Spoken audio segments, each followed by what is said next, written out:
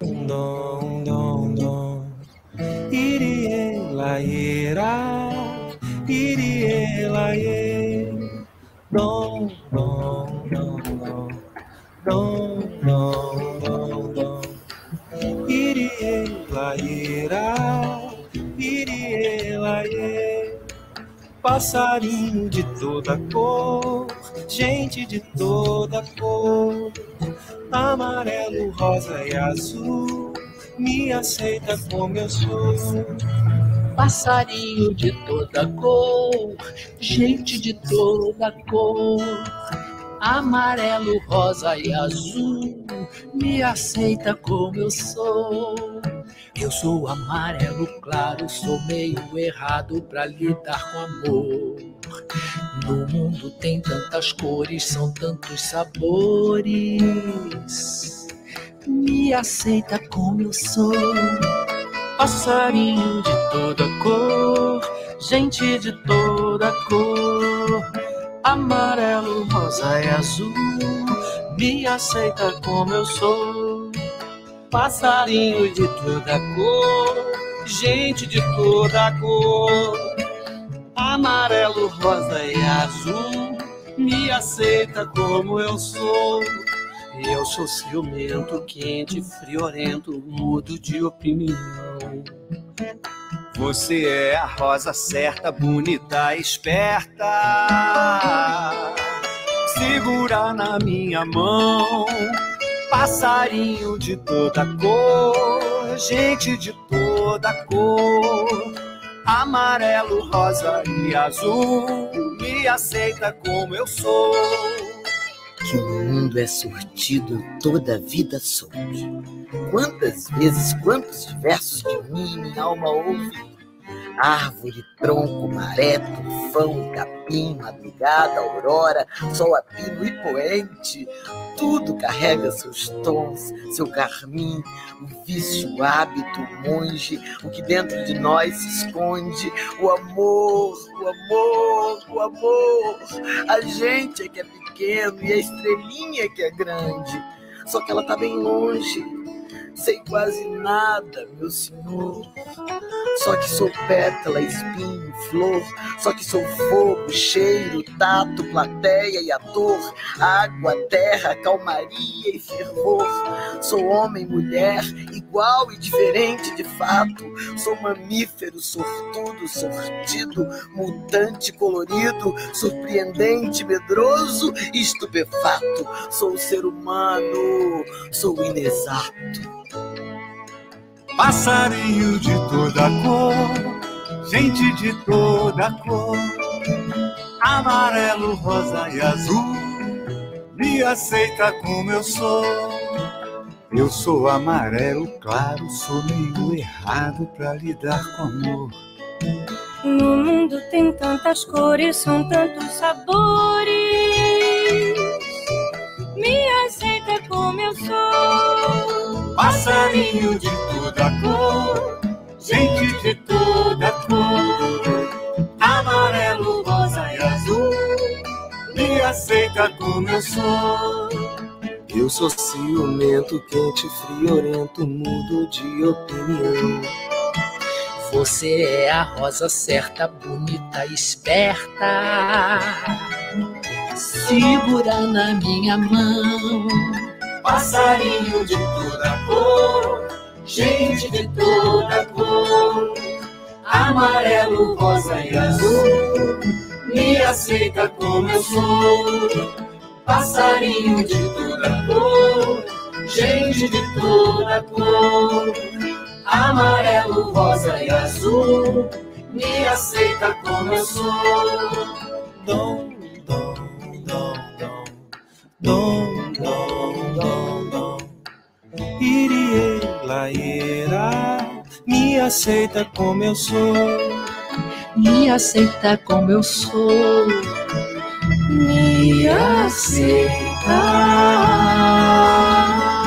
Como eu sou. como eu sou.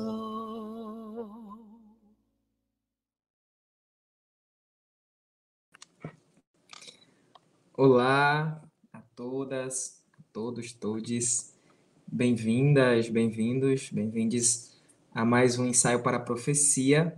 Hoje é com muita alegria que a gente começa ao som dessa canção que nos move, né? E quase que nos faz levantar da cadeira e começar a dançar nessa música que fala de um passarinho de todas as cores e que possui um grito também, me aceita como sou, que é um grito que nós vamos falar aqui hoje, né? Vamos trazer hoje nesse ensaio que tem por tema a contemplação da diversidade, do colorido da vida. E com alegria que aqui estou, junto da minha irmã Nivaneide, da comunidade Bremem, apresentando este ensaio.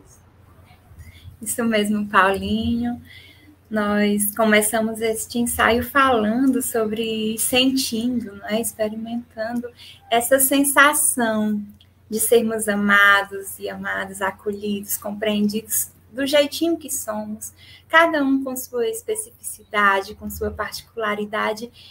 E essa experiência do acolhimento, de sermos abraçados, de sermos admirados, né, de sermos acolhidos e acolhidos como somos, é uma experiência que todos, todas e todes deveriam e poder experimentar.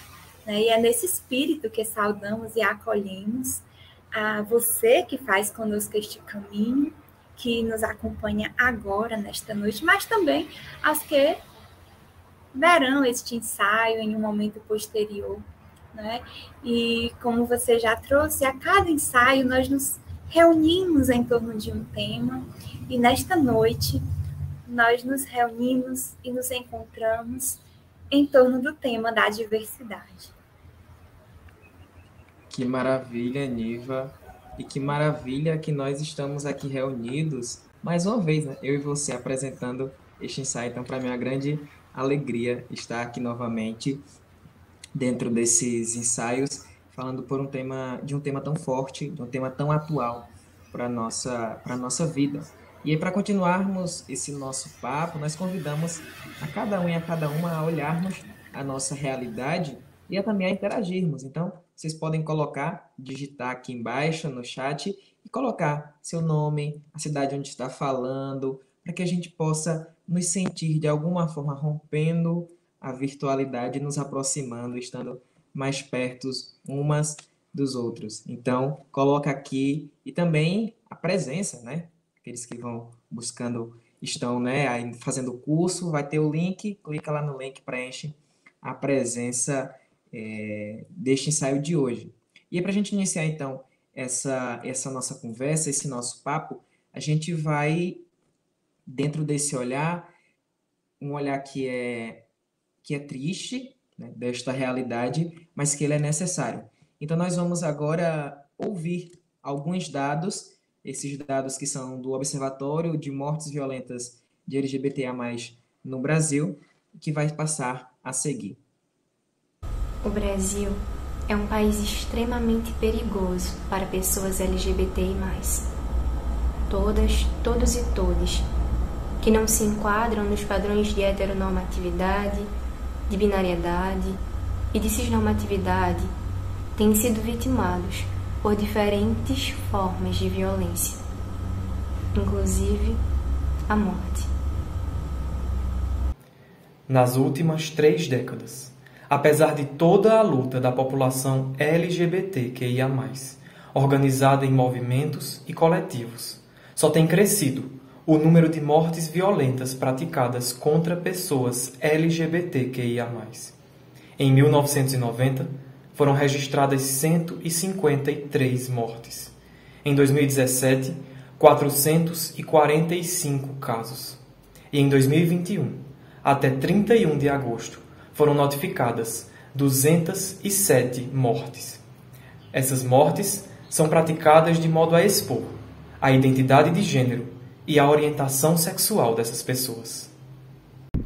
O jovem Lindolfo Kosmaski, branco, de 25 anos, gay, integrante do Movimento dos Trabalhadores Rurais Sem Terra, foi cruelmente assassinado com 2 tiros a queima-roupa além de ter o corpo todo carbonizado, em 1º de maio de 2021, na cidade de São João do Triunfo, Paraná. Roberta Silva, uma mulher trans, negra, em situação de rua, teve 40% do seu corpo queimado por um adolescente, enquanto ela dormia nas proximidades do Cais de Santa Rita, no centro de Recife, em Pernambuco, no dia 24 de junho. Por conta da gravidade das queimaduras, Roberta não aguentou e morreu semanas depois do crime. Vida Bruno, homem trans negro, coordenador de políticas públicas e promoção da cidadania LGBT da Prefeitura Municipal de Salvador, Bahia. Foi agredido na cabeça enquanto estava em um restaurante em novembro de 2020. Dias depois foi internado e, após 2 meses, faleceu em decorrência dos ferimentos. Segundo relatos, quando o proprietário percebeu que se tratava de um homem trans, ele abriu sua camisa e expôs os seios, dizendo: "Não se trata de homem, isso aqui é uma puta negra." Leila Débora Barbosa Brito, mulher lésbica, foi abordada e assassinada por 2 homens, sendo um menor de idade, quando voltava de uma mercearia com a namorada, e encontrada pela polícia em uma área de vegetação, nos fundos de um lote, em Betim, Minas Gerais. A vítima foi levada para o meio do mato, estuprada e assassinada por 16 disparos de arma, em diversas regiões do corpo. Foi encontrada enterrada com a cabeça exposta, pelo menos 24 horas depois do óbito. E toda esta realidade que trazemos e que acompanhamos agora, a partir destes dados, é uma realidade extrema, né? Nos choca pelo nível de degradação do ser humano, que se mostra capaz de tantas atrocidades. Nós vemos aqui o limite, não é, de rejeição, de silenciamento do diverso, não é? É a diversidade, aquele que se mostra diferente, né, sofre essa ameaça à vida constantemente. Nós vemos aqui casos extremos, não é? Nós nem mencionamos aqui a violência diária, nós nem mencionamos aqui o bullying na escola, nós nem mencionamos aqui como este jeito diverso de ser é ameaçado dentro das próprias casas de pessoas LGBTQIA+. A gente nem trouxe essas violências que, de algum jeito, degrada, ameaça a vida desta população. E nós estamos diante de uma realidade extrema, não é? Mas que é a realidade, não é? Que, diante da qual nossos irmãos e irmãs LGBTQIA+, todos os dias devem viver, devem enfrentar, devem resistir e devem resistir também, né? Se reinventar para conseguir ser em um mundo tão violento, não é? E diante desta realidade, nós nos perguntamos o que nós, gente de fé, temos a ver com tudo isso. Como cada um e cada uma de nós respondemos ao sangue de tantos irmãos e irmãs que clamam, né, da terra. E olhando a partir das primeiras páginas da Bíblia, o livro sagrado, né, para a grande parte dos brasileiros e brasileiras, a partir daqueles textos fundadores, aqueles textos que estão lá nas primeiras páginas, aquela pergunta, né, de Deus dirigida a Caim, mas dirigida a nós. Onde está teu irmão? Onde está tua irmã? Não é? Diante de uma realidade tão cruel, não é? E para refletir conosco, para trazer um outro olhar, para nos provocar também em outra direção, nós convidamos nosso amigo, nosso querido pastor Quino Cerqueira, teólogo de tradição batista, a nos fazer um convite a que nos reconciliemos com a diversidade. Então, com a palavra, Quino. Gente querida, hoje lhes leio uma crônica que escrevi sob o título Reconciliar-se com a diversidade. Tendemos ao desconforto quando nos encontramos ante uma face que não é a nossa. Não raras vezes é demasiado incômodo suportar uma imagem que não seja a que vemos no espelho. Somos tão fascinados pela nossa maneira de ser no mundo que não admitimos outras formas de existir no mundo. A diversidade aparece-nos como uma ofensa. A vida de todas as pessoas, pensamos, deve ser conduzida conforme a nossa visão de mundo, que é a correta. Adoramos tanto a nós próprios que não conseguimos acolher o outro com suas diferenças. Mas será que poderíamos nos reconciliar com a diversidade? Há um poema sagrado segundo o qual Deus criou céus, terra, luz, trevas, fauna, flora, animais, um belo jardim e a humanidade. Ao concluir sua criação, passou a contemplá-la. Sentiu-se cativado pela lindeza do que estava a ver. Seus olhos lacrimejavam de tanta emoção. Nunca pensara que ficaria tão bonito. Viu Deus tudo quanto fizera, e era belíssimo. Gênesis 1:31.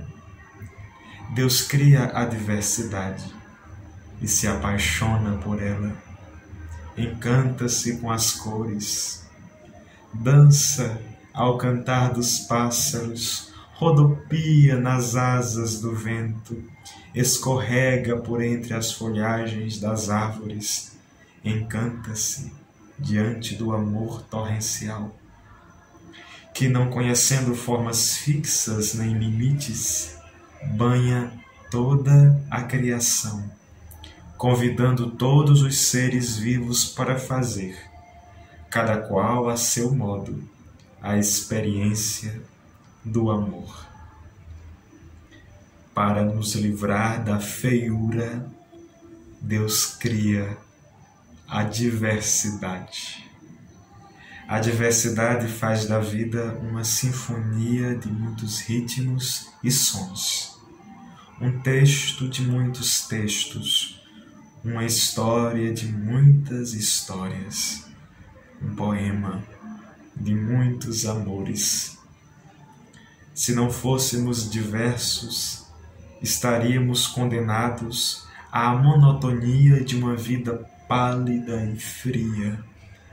Ser-nos-ia impossível gozar o espanto da descoberta, o assombro da paixão, os imprevistos do amor.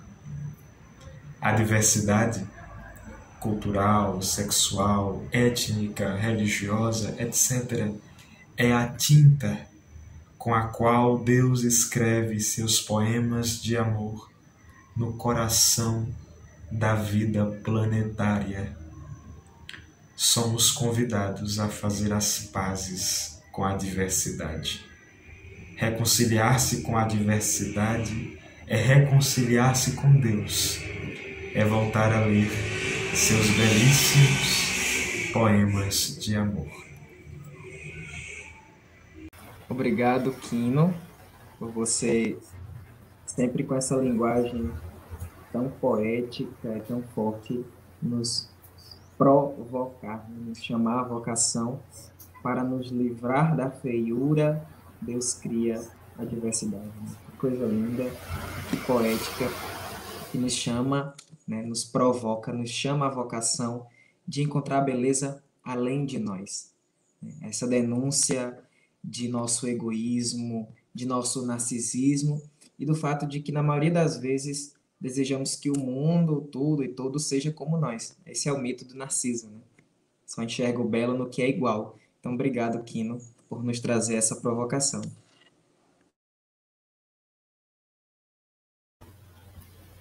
Reconciliar-se com a diversidade, reconciliar-se com Deus. A profecia, nós temos dito e repetido continuamente em nossos ensaios, é uma palavra em favor da vida, em defesa da vida.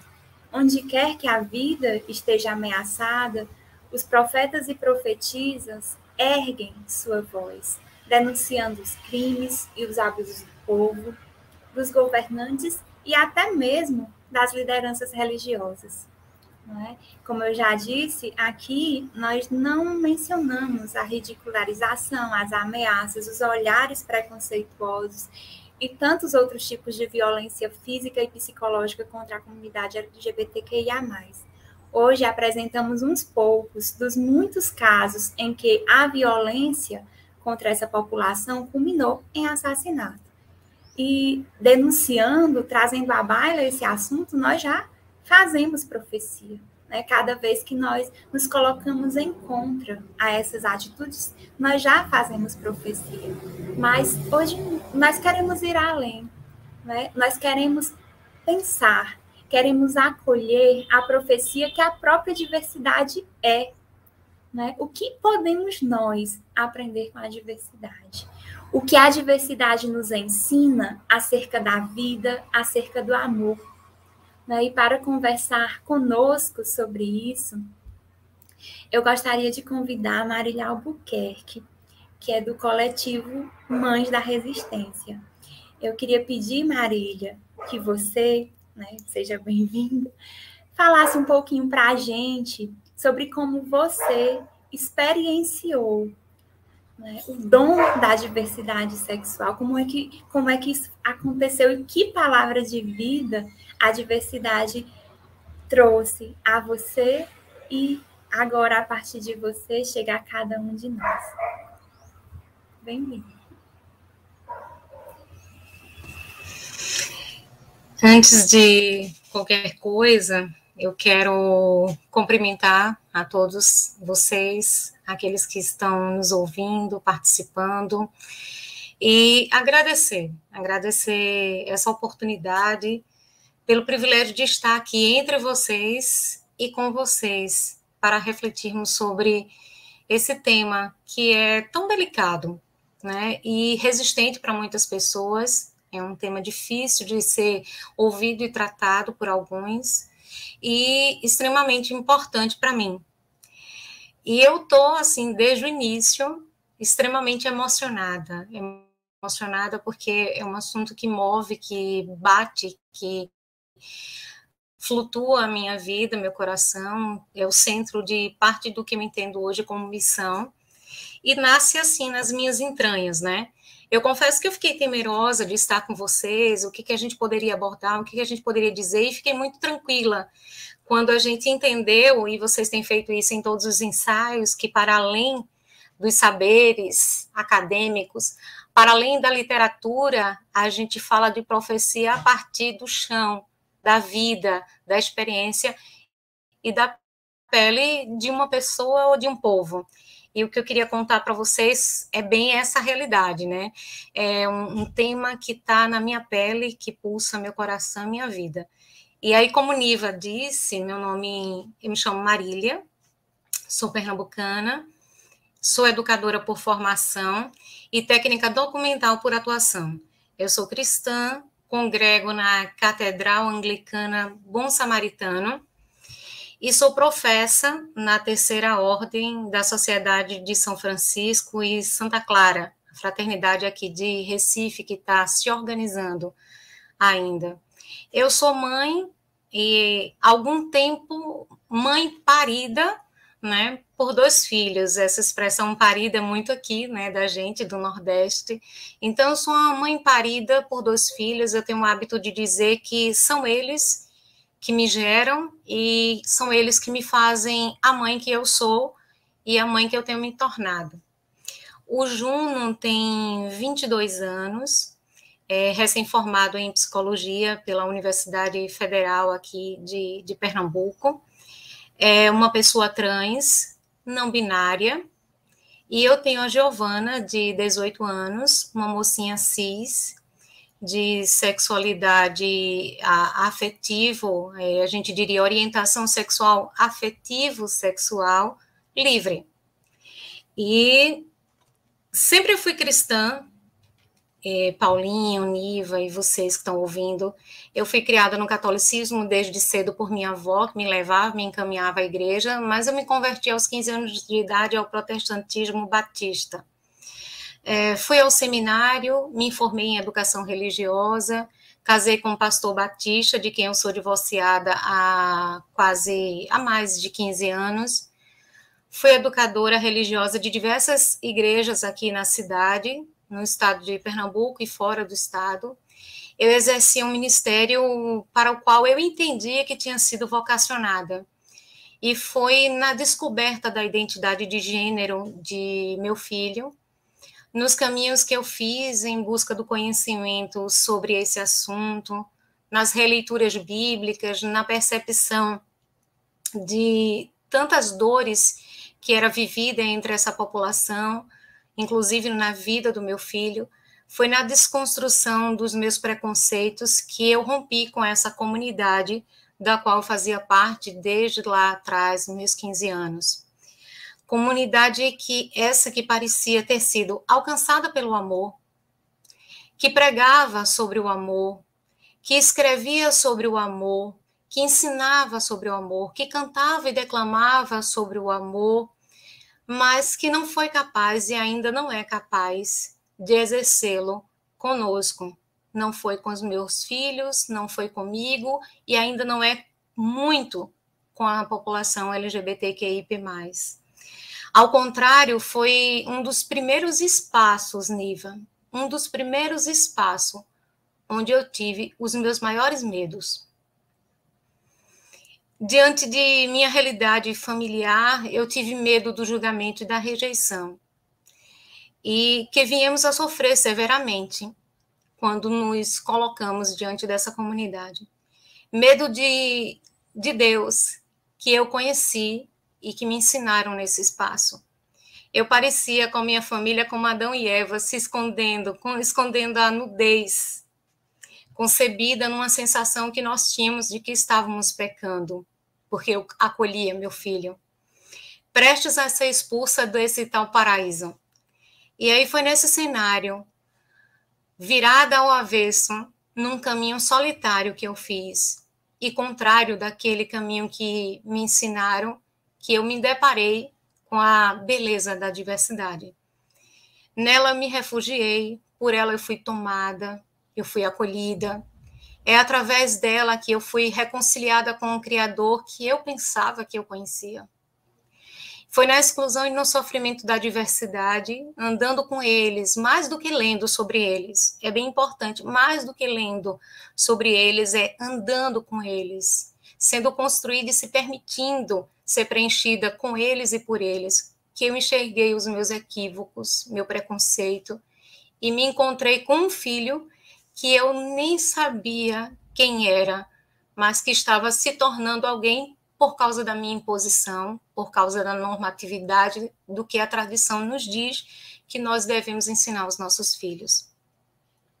Eu descobri na diversidade que, durante muitos anos, acreditei num Deus severo, limitado em amor, perverso, seletivo, excludente, injusto e pronto para destinar os meus filhos ao inferno sem nenhuma cerimônia. Minha sorte, sabe qual foi?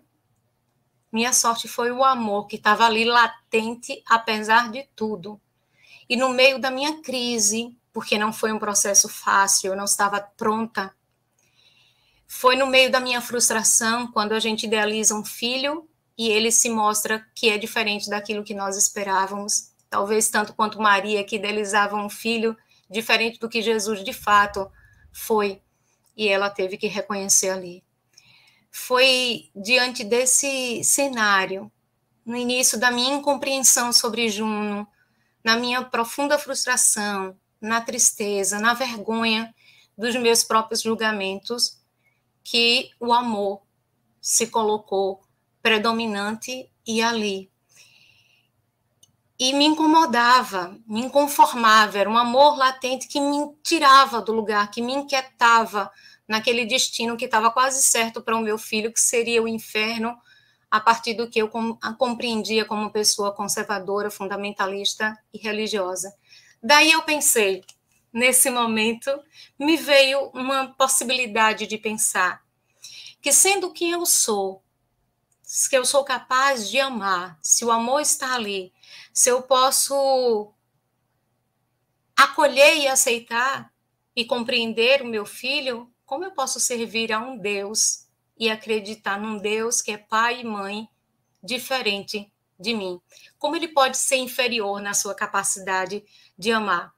E foi ali que eu comecei a fazer a minha reconstrução e sabendo que o amor de Deus é ilimitado, que se excede, que não exclui, que não faz acepção, que não dispensa e que insiste por nós, talvez tal qual aquele Deus que insistiu pela reconstrução e pelo retorno de Jonas quando ele parecia querer ir por outros caminhos. Foi um Deus que insistiu por mim e pela minha família. E assim eu me determinei a aprender, como já disse algumas vezes o meu irmão monge Marcelo, eu me determinei a aprender o mandarim.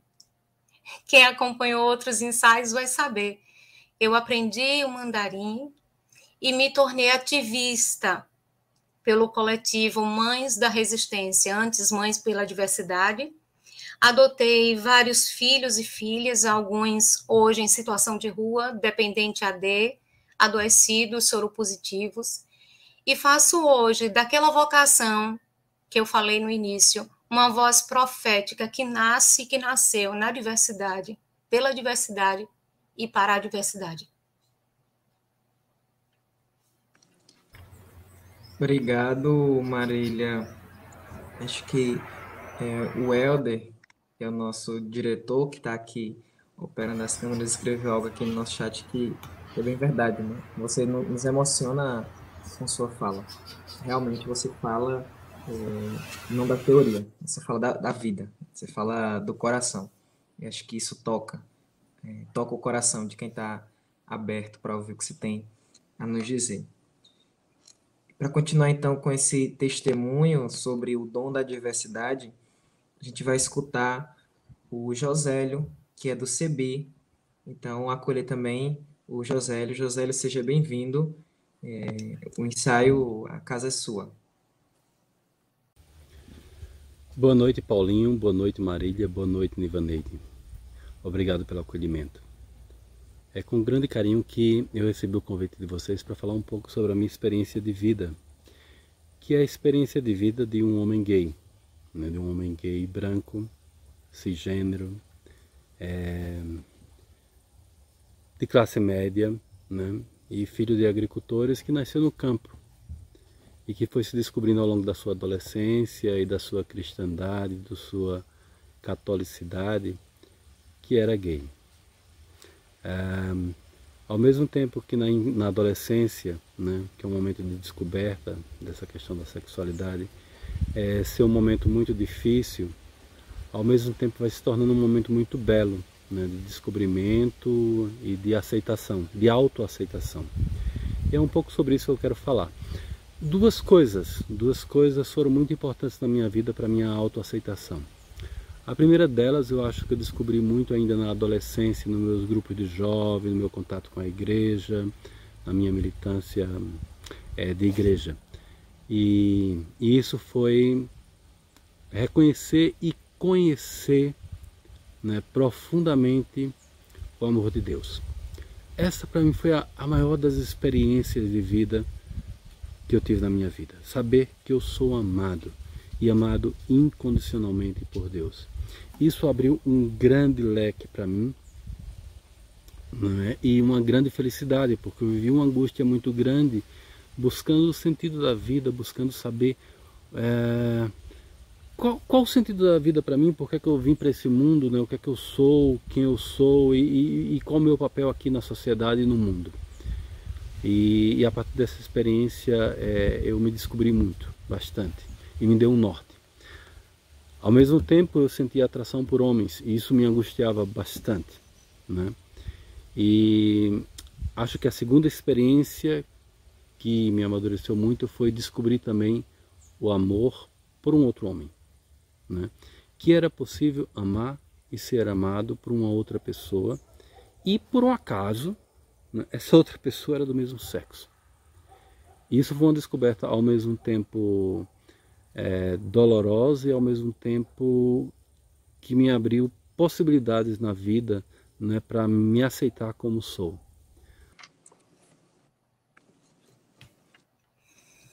Obrigado, Josélio, né, por seu testemunho, por sua coragem, né, de ter falado aqui para nós. Então, muito obrigado. E a gente continua então com a Marília. E eu gostaria de perguntar, Marília, você que falou que está aí nesse coletivo, que era Mães pela Diversidade, hoje Mães da Resistência. E qual é o trabalho que vocês fazem nesse coletivo? Do que se trata? Como vocês se encontram? Como atua? Então, conta pra gente mais um pouquinho dessa sua experiência. Nós somos um grupo de mães, pais, alguns familiares de pessoas LGBTs que se unem com uma missão ou vários propósitos, onde está centrado a nossa proteção pelos nossos filhos, o cuidado, a garantia pelo direito de existência à sua própria vida e à sua dignidade, né? É estranho e talvez não seria necessário que a gente se organizasse dessa forma, e até no início, quando eu descobri a identidade de gênero do meu filho, era uma coisa que eu pensava, dizia para ele, por que nós não podemos ficar aqui em casa? Tá tudo certo aqui. No fundo eu queria esconder, no fundo eu queria restringir.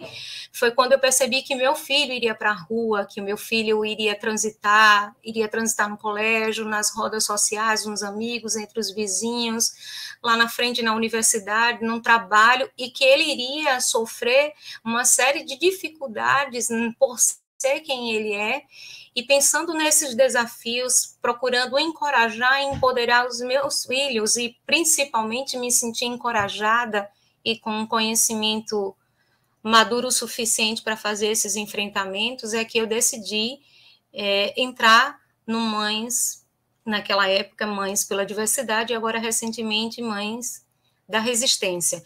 Então, nós somos um grupo de familiares com filhos ou com parentes LGBTs, e a gente está ali para lutar, né, e garantir principalmente o direito à vida dos nossos filhos, assegurar os seus direitos, assegurar a sua cidadania, assegurar os seus espaços, e desde as questões mais simples, né, e comuns a uma criança que é LGBT, porque crianças LGBTs existem, a uma criança em que os pais ao lado proíbem que seus filhos brinquem com ele, uma criança que é barrada de uma festa, uma criança que é excluída e que sofre bullying no colégio, entre os vizinhos, desde as questões do uso de um banheiro, a garantia de um nome social, a retificação do nome, a adequação do seu corpo, enfim, são tantos direitos, e a gente se reúne, a gente não tem um espaço físico, a gente se reúne virtualmente e estamos em todo e qualquer lugar, nos colocando, fazendo um processo de construção e de ação em todo lugar onde os nossos filhos tendem a ser invisibilizados, negligenciados, excluídos, diminuídos. É como se nós estivéssemos dizendo, esses filhos têm uma família, eles têm mãe e pai, e nós rugimos, se for necessário, para garantir as nossas crias, os seus espaços, a dignidade como não mais, gente, como todo e qualquer cidadão, como toda e qualquer pessoa que tem direito aos seus espaços. Então, nós atuamos em ações sociais, políticas, em colégios, e também acolhemos não só esses filhos, e nos tornamos, às vezes, ponte entre eles e seus familiares, mas também acolhemos pais que na descoberta entra em surto e se sentem frustrados e perdidos e desordenados, e a gente vai fazer um processo de acolhimento, encontrar pares, pessoas que se apoiam, encontrar e buscar informações que lhe deem condições de desconstruir o conceito que antes eles tinham da sexualidade, da identidade de gênero, da orientação de sexualidade dos seus filhos, e serem libertos a partir desse conhecimento, a partir desse empoderamento. Eu digo que são coisas essenciais que eles precisam saber realmente do que se trata a sexualidade e identidade de gênero, e encontrar pares, pessoas que passaram pelas mesmas vivências que eles e que são capazes de chegar nessa desconstrução. Eu digo que eu transicionei junto com meu filho, me tornei outra pessoa e busco, entre aspas, ser alguém melhor. E aí, Paulinho, essa visão, ela vai para além da questão da sexualidade. Quando eu digo que acolho a diversidade onde os meus filhos estão inseridos nessas especificidades, na diversidade racial, né, na diversidade de gênero, na diversidade religiosa, onde eles estão. E aí, isso me trouxe a capacidade de ser uma pessoa mais ampla, de ir para além. Coisa linda. Eu gosto de dizer, não é, que eu tenho feito muitas vezes a experiência dos discípulos que caminhavam rumo a Emaús, e quando escuto você, Marília, eu faço essa experiência, a experiência de sentir o coração arder, porque é muita vida em cada palavra que você pronuncia, não é? É muita vida experimentada, mas também muita vida entregue, muita doação, e de alguém que assumiu o risco de aproximar-se. Não é? Você falava e eu ficava pensando na parábola do bom samaritano, contada por Jesus. Não é? Ele fala sobre essa aproximação e toda a consequência que ela traz, porque olhando de perto, olhando com boa vontade, olhando com esse olhar disposto a se deixar tocar, você essa a consequência, é a consequência de mudança, não é? De atitudes, é a conversão, não é? Isso é conversão, é quando eu consigo me mover, né, a partir daquela realidade que se me mostra, né? E graças a Deus esse debate acerca do tema da diversidade tem crescido, né? Enquanto nós estamos conversando aqui, a partir das suas palavras, a partir do que José nos traz, eu tenho percebido o quanto ainda nós não sabemos, né? São tantos termos novos, são tantas coisas, assim, até para que a nossa linguagem seja cuidada, né? Seja que nós comecemos também por aqui a este processo de acolhimento, esse processo de mergulho também nessa realidade da diversidade, de forma consciente. Nós estamos inseridos nisso, mas como reagimos a isso é algo que precisamos repensar, né? O jeito de viver em uma sociedade em que todos e todas e todos possam ser, né? E falando sobre esse debate que tem crescido, né? Hoje nós nos damos conta que, apesar disso, apesar de podermos falar abertamente, apesar de já conversarmos sobre o assunto, e a gente tem visto que até mesmo esse debate em alguns momentos é bem censurado, mas a gente percebe que há uma resistência, né? E quando se trata de igrejas cristãs, a gente vê que os fundamentalismos têm colaborado, né? Eles agem em favor desta postura preconceituosa, dessa postura de eliminação, de tentativa de correção das pessoas LGBTs.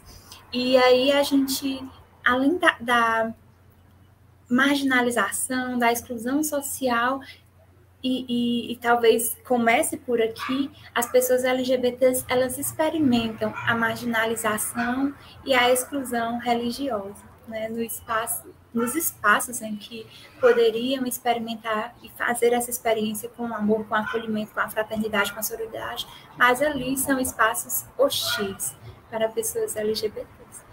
Enfim, a conversa está muito boa e vamos chamar mais gente, né? Vamos pedir que Marcelo entre na conversa, que ele nos ajude também a pensar sobre esse tema, nos aponte, nos retome, né, também, a partir do que temos feito até aqui, algum ponto que julga mais importante. Enfim, Marcelo, a palavra está com você.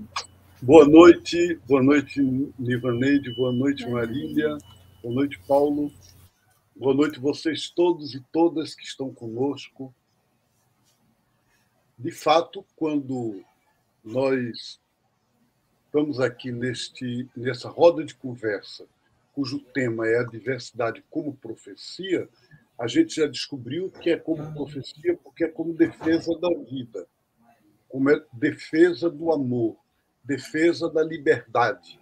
E a liberdade, a vida e o amor são a primeira e fundamental palavra divina que existe no mundo. Não existe outra. Então, quando Nivaneide diz com toda razão que a exclusão religiosa ela pesa tanto, e nós sabemos que no mundo como o nosso, a exclusão religiosa termina também contribuindo para a exclusão social, exclusão política, exclusão de todo tipo. Qual é a conclusão que a gente tira? A conclusão que a gente tira é que a vocação das igrejas cristãs e de toda a espiritualidade verdadeira, em todas as suas diversidades, porque elas também são diversas, deveria ser as mães da diversidade, as mães da resistência, as mães... Tantos títulos que podiam se dar a essa profecia que a Marília traz para nós aqui, uma espécie de amostra. A imagem divina, para mim, Deus é Marília. É essa palavra que ela dá. Porque, de fato, nas tradições religiosas, uma corrente predominou, mas havia outra, não era única. Nas religiões mais antigas, no hinduísmo, que se chama Advaita, o ensinamento da religião é que não existe o certo ou o errado. Não existe o bom e o mal. O que é que existe? Existem as coisas que contribuem para a libertação interior, para a iluminação, aquilo que o budismo chama iluminação. Eu estou falando da cultura hinduísta, do qual o budismo decorre, é uma reforma. Então, Buda, o iluminado, aquele que é despertado, no hinduísmo Advaita, o que contribui para o seu crescimento pessoal é bom e santo. E o que não contribui não deve ser, vamos dizer assim, alimentado, né? Não deve ser... É a história do monge que perguntou: eu tenho em mim um anjo e um demônio brigando, qual vai vencer? E o mestre respondeu: aquele que você alimentar. Então não deve ser alimentado. Mas não quer dizer que vai ser reprimido, que vai ser negado. Agora, e aí a gente tem no budismo, no hinduísmo, a gente tem no islamismo, na tradição muçulmana, que às vezes parece tão radicalmente Deus é um, a unidade de Deus, que o judaísmo também diz, e esquece que essa unidade se dá e se expressa na diversidade. É como se fosse assim: eu sou uno à medida que aceito ser diverso. Eu me unifico à medida que junto os meus cacos. Deus é assim, nós somos assim. Nas tradições indígenas, tanto da América do Norte, por exemplo, os navajos, os pueblos do sul dos Estados Unidos, como também os zapotecas no México, por exemplo, tem uma coisa que se chamam dois espíritos. As pessoas de dois espíritos são as pessoas que são abençoadas por Deus num dote duplo de espírito. No lugar de receber um, eles recebem dois, gente. Que maravilha! E por que é que eles recebem dois? Porque eles podem transitar entre a masculinidade e a feminilidade com toda a liberdade, com todo o direito, com todo o poder. Então, no México, os muxi, e são pessoas santificadas, são pessoas consideradas como se fossem encarnação do divino, pelo fato de serem mulheres que assumem uma masculinidade assim de uma forma muito forte, ou aquilo que a sociedade cultural vê como sendo masculinidade, ou o contrário, homens que são considerados femininos demais para a sociedade vigente. Então, transpor esses limites e além dessas barreiras, compreender que o masculino e o feminino se encontram na gente em cada pessoa do seu jeito, da sua maneira, com a sua expressão, isto é receber hoje o que diz o Apocalipse na Bíblia, o que o Espírito diz, não às igrejas só, mas às igrejas, às religiões e ao mundo. Então, isso é a profecia. Então, se havia, por exemplo, quando os espanhóis chegaram aqui, ficaram horrorizados por encontrar no México uma deusa chamada Xochiquetzal, que era a deusa que fomentava o que a gente poderia chamar de travestimento, do homem que se assume mulher e a mulher que se assume homem. Então, eles achavam isso uma selvageria, uma coisa horrível. E era fonte de liberdade, de carinho, de aceitação numa sociedade. Agora, por que achavam tão ruim assim? Você sabe por quê? Porque um homem que se assume feminino, ele não gosta de guerra.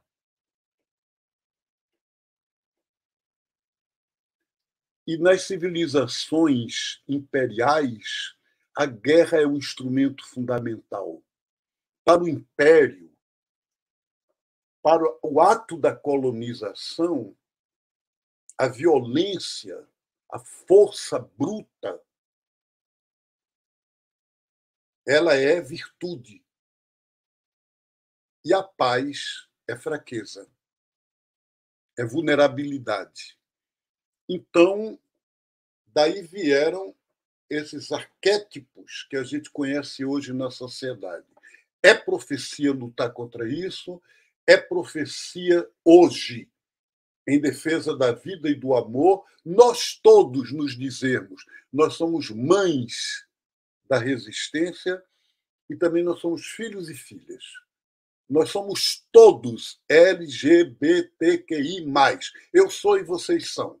Beijo no coração. Obrigado, Marcelo, Marília. Obrigado ao Josélio também, a cada uma de vocês, né, por essas palavras. O encontro está muito bom e a gente já está encaminhando, então, agora para o encerramento da nossa conversa. E aí nós queríamos perguntar para a Marília e para o Marcelo qual a parte que toca a cada um de nós no acolhimento das pessoas LGBTQIA+. E aí eu pedi a Marília e ao Marcelo que se vocês podem nos dar luzes, né, chaves de como nós podemos colaborar com essa pauta, com a vida de nossos irmãos e irmãs. Então, Marília, Marcelo. Marília, começa que você é mestra. sempre falando da minha própria experiência, da minha pele. Há uma cultura do chá que diz que se você quer provar do meu chá, deve esvaziar a sua xícara. Então, acho que a gente deve se esvaziar um pouco, se despir do preconceito, admitindo que ele existe em toda a nossa natureza, e buscar se informar, ler tudo que você pode ler sobre gênero, identidade de gênero, expressão de gênero, sexo, sexualidade, entender sobre incongruência de gênero, entender que tanto a sexualidade como a identidade de gênero é uma condição do ser, e não só do ser humano. Tá? Inclusive, a questão da sexualidade na vida, na natureza animal. E aí, se despir com isso do julgamento, porque o julgamento, a violência praticada, inclusive, desde as questões verbais, psicológicas, até chegar à agressão física, ela mata os nossos filhos. Meu filho sai de casa hoje, Marcelo, e às vezes ele sai de casa e eu tenho receio que ele vá usar o banheiro masculino, com o gênero com o qual ele se identifica. E que alguém saiba que ele não sendo, ou sendo uma pessoa trans, não sendo cisgênero, ele sofre alguma violência. Essa é a realidade de toda mãe, de todo pai que ama o seu filho e acolhe seu filho LGBT. Um dia eu perguntei, Paulinho, lá no meu trabalho, onde eu também sou ativista, nós temos um grupo chamado Diversifique, e trabalhamos nos pilares da diversidade PCD, de gênero, de raça e LGBT. E um dia eu perguntei a uma pessoa, de certa forma, um pouco resistente, difícil, eu perguntei para essa pessoa quanto tempo ela queria que o filho dela vivesse. Se ela estimava um tempo, Niva, de vida para ele. E aí ela me olhou assustada e disse, eu quero que ele viva todo o tempo. Eu disse, é verdade, eu também quero. E o seu filho, igual o meu, desde que nasce, sofre as ameaças da vida natural, né? A questão da segurança, violência, adoecimento, fatalidade. Mas, além disso, para além disso, o meu filho sofre o direito à vida. Ele pode morrer só pelo fato de ser quem ele é. Então, é por isso que a gente precisa falar, por isso que a gente precisa lutar. E por isso, como o irmão Marcelo disse, todos nós somos responsáveis. Um pai pela diversidade costuma dizer que a igreja, o cidadão, o pai, a mãe, o vizinho, o amigo, as pessoas que hoje negam tratar a diversidade, elas são responsáveis, corresponsáveis pelo atestado de óbito de uma pessoa LGBT. Todos nós somos responsáveis. E quem nega a diversidade, se dizendo religioso, nega a Deus, nega a diversidade. Olha a tua volta, nada é igual. Nada é íntegro e num modelo exato. E como vocês disseram, parece que essas pessoas se incomodam, né? Porque Narciso acha estranho, feio, perverso, impróprio aquilo que não é espelho. Então, que a gente se reflita, que a gente se avalie, que a gente se corrija. Há uma música que eu gosto muito, da Flávia Ferro, que diz, eu quero me curar de mim. E para me curar de mim, eu preciso admitir as dificuldades que eu tenho e que eu sou, permitindo que o outro viva. Então, eu nem peço tanto, ame meu filho, ame os filhos LGBTs, mas os respeitem como pessoa, na dignidade que ele deve ter. Muito obrigada, profundamente emocionada aqui, me contenho todo o tempo, porque além de muita dor que nos cerca, há muita alegria e transformação dessa mãe que está numa versão trans de ser. Agradeço também a vocês e agradeço a todas as mães que eu carrego junto comigo. Eu não estou só. Eu não me tornei quem eu me tornei só. Então, todas as mães, coordenação em vários estados do Mãe da Resistência. A minha igreja, que assume o preço, Marcelo, de ser acolhedora e inclusiva. E algumas pessoas dizem, a catedral anglicana não serve, não é uma igreja de Deus. Se acolhe pessoas como você, não pode ser um espaço decente. E eles carregam o preço de não ser um espaço decente, porque nos acolhe. Abraço a vocês e muito obrigada. Isso que Marília nos falou agora, eu acho que é responsabilidade de todos nós, em qualquer igreja e de qualquer comunidade que nós sejamos. Na Igreja Episcopal Anglicana, aqui no Recife, todo mundo que conhece a história sabe que houve um verdadeiro cisma, quer dizer, uma ruptura, e um grupo inteiro saiu da igreja porque a igreja não aceitou ser homofóbica. E depois dessa divisão, houve um outro momento na mesma igreja, de muito conflito, se podia se ordenar, se podia se fazer casamento ou a união de pessoas homoafetivas, e de novo provocou um novo cisma. Discutir o assunto não é nem ter decidido a fazer isso. Só a discussão levou um grupo a romper. Hoje, na Igreja Católica Romana, todo mundo sabe que o Papa Francisco está enfrentando uma verdadeira nuvem de ódio e de violência contra ele, não dos ateus, não dos que são inimigos da religião, mas de cardeais, bispos, padres e grupos católicos.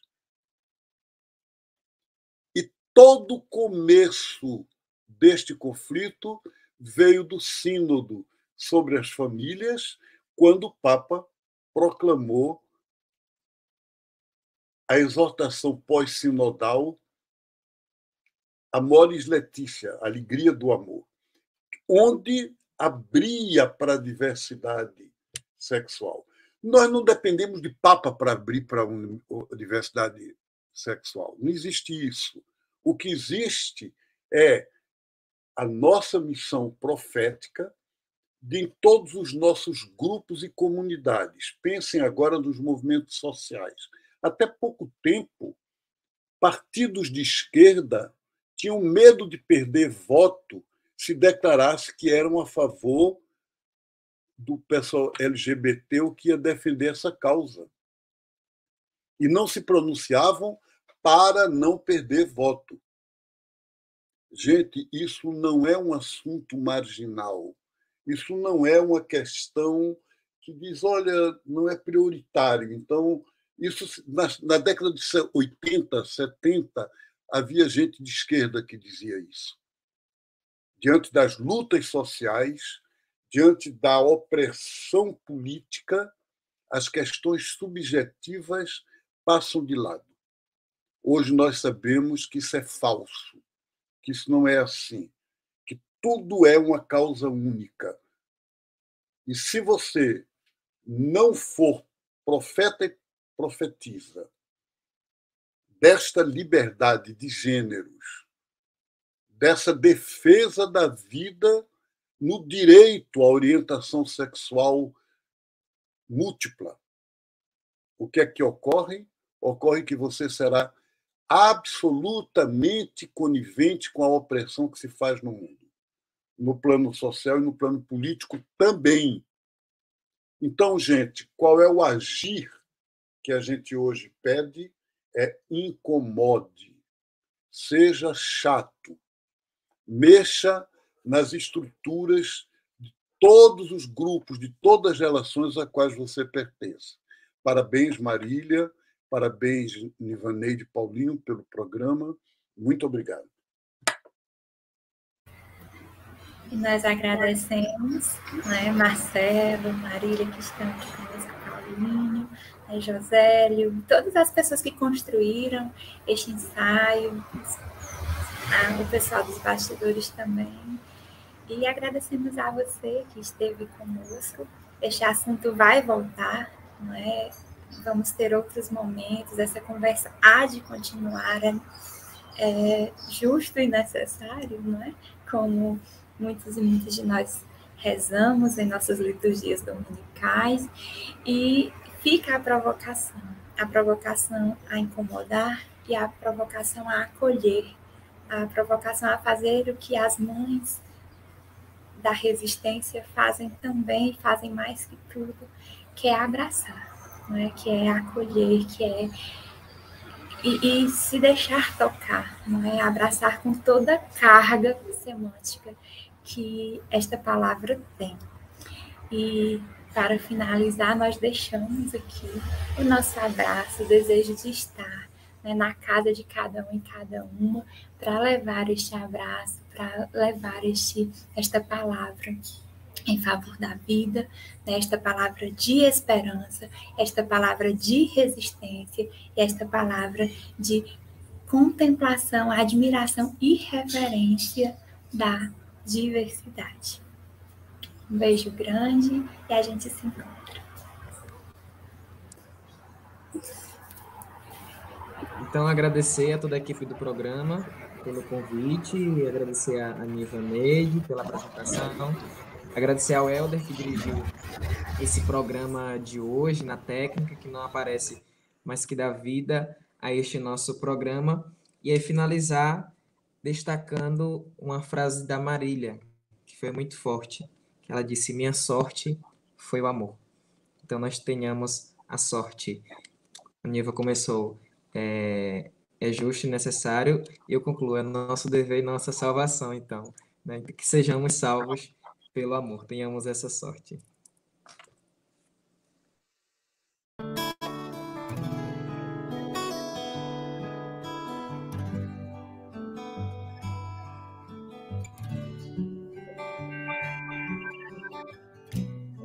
Se alguém disser pra você não cantar,